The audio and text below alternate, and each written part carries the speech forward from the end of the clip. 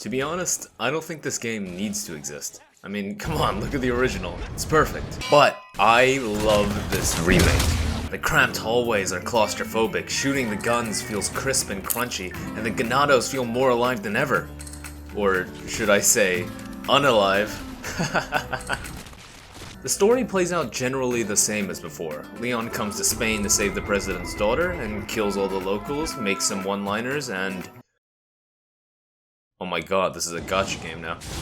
Resident Evil has always had a bit of an identity crisis as to its genre. Some of the games are horror, some of them are action, and some are... bad. Personally, I've always thought the games have worked better as survival horror games, but from the first time I played it, Resident Evil 4 has been my favorite Resident Evil for one specific reason, despite not being survival horror: the action gameplay. And it's no different for this remake. Using Leon's arsenal of weapons has never been more satisfying.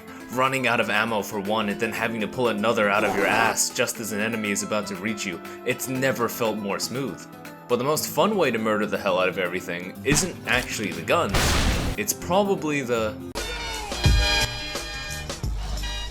melee animations in this game.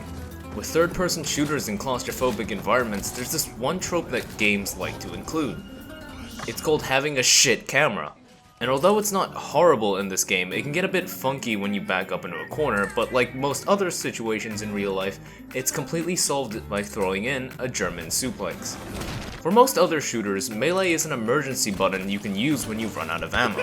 In Resident Evil 4, instead, you're shooting them so that you can melee them. So instead of punching them, what is your emergency move in this game? It's the... block a pitchfork, block a throwing axe, block a chainsaw. Yeah, I don't know how this last one works. The last two Resident Evils seem to try something similar to this. In Resident Evil 8, you could shove people away, too useless. In Resident Evil 3, you can dodge everything, too helpful. And the knife parry though, just right.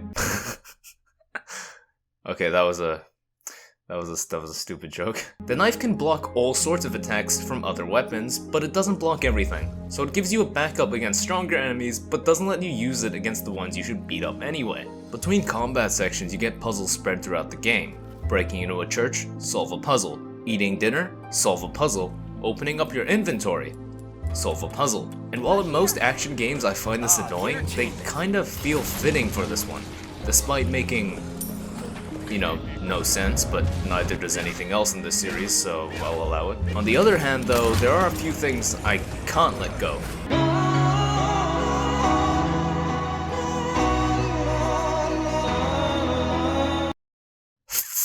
Now let me just say, QuickTime events will never actually replace real gameplay, but they're so much more interesting than cutscenes. So I can't really help but miss having them. Running from boulders, running from ganados, running from this thing. Jeez, a lot of running sections, huh? It's a small touch, but it really does make a difference, especially with the boss fights. The fights in this game are all fun as hell, but every so often you get thrown into this animation where you just awkwardly watch as Leon gets his ass beat. It's not a huge deal, but I really do miss having the QTEs. They are sort of still here with the prompts that appear on screen every once in a while, but they're relatively uncommon and don't have quite the same impact.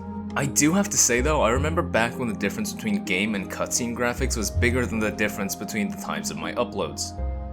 Jeez, should probably be more consistent, huh?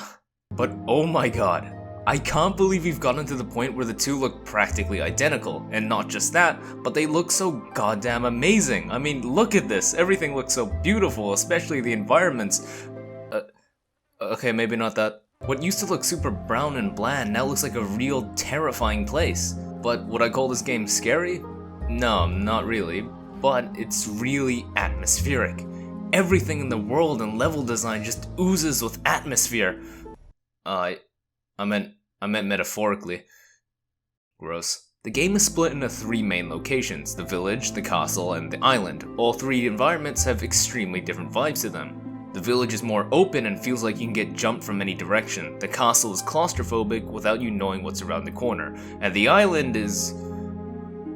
boring. You spend the village and castle sections in these creepy locations with zombie-like enemies trying to get in your face, and then you get thrown into a military lab with big buff dudes and miniguns. I mean, seriously, what the hell is up with Resident Evil games and putting us into labs at the end of every single one? It's like the Capcom equivalent of Poison Swamps and Dark Souls. It's not terrible, it's still fun to play, but it's definitely the weakest part. I do have to say though, although it's the worst part of the game, it does have my favorite enemy in any horror game ever. The Regenerators. Now, if you haven't played Resident Evil 4 yet and you have no idea what they are, don't worry about it, just know that they're absolutely terrifying. It's enemies like this thrown into every section of the game that just add a touch of excitement to every encounter with their unique ways to be fought. And it's not just the enemies, the encounters themselves, although many are the standard shooty bang bang, which is fine, you've got so many unique ones that you never lose interest in. Take the water room, when you're being swarmed by enemies on the bottom floor while you gotta stop the ones up top from reaching Ashley. You never lose that sense of tension no matter how many guns or suplexes you throw, and I love it. Now on the other hand, this might not go for everyone, but the recently added Mercenaries mode is definitely one of the stronger parts for me. I already love the combat in this game, so an entire mode dedicated to it where you're not just playing as Leon, but also 3 other characters with more to be added? Amazing. Running around trying to fight off as many enemies as possible before the time runs out while trying to rack up a new high score, to me, it's just a satisfying and addicting way to spend my time instead of working on new videos. And this doesn't even mention the Separate Ways DLC for Ada coming out later this year. So for a linear horror game, this game is pretty stacked. The main game took me around 13 hours to clear. Oh shit. Yeah, so it took me 13 hours to clear. It was pretty easy. Didn't die once. Now this isn't a long game by any means, but it's a hell of a lot longer than the other 2 remakes. The game didn't feel like it dragged on or ended too early either, other than like some other games. And it ended right about the time I thought it felt like it had been enough. So, good job Capcom. This is now past the original Resident Evil 4 and become my new favorite Resident Evil game. So for my final rating for this game, it's a solid... Leon! Oh my god, not again!